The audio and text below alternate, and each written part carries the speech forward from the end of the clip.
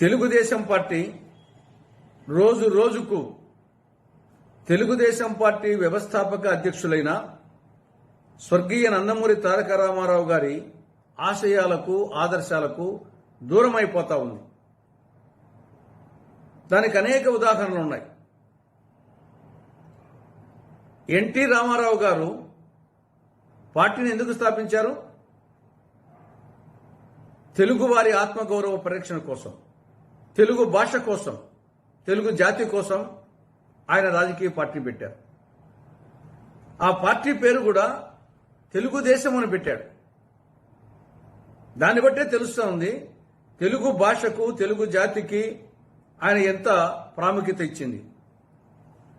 అటువంటిది ప్రస్తుతం తెలుగుదేశం పాలనలో రాష్ట్రంలో పాఠశాల విద్యలో తెలుగు మాధ్యమం లేదు.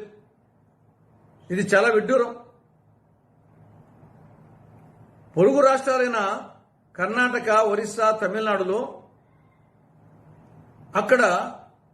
అక్కడున్న భాషలతో పాటు తెలుగు మాధ్యమంలో ఉండే పాఠశాలలు కూడా ఉన్నాయి, కనీసం కొన్నైనా. కానీ తొలి భాషా ప్రయుక్త రాష్ట్రంగా ఏర్పడినటువంటి ఆంధ్రప్రదేశ్లో తెలుగుదేశం అనే పేరు పెట్టుకున్నటువంటి తెలుగుదేశం పార్టీ పాలనలో పాఠశాల విద్యలో తెలుగు మాధ్యమం రద్దు చేయడం జరిగింది. ఇది చాలా విడ్డూరంగా ఉంది.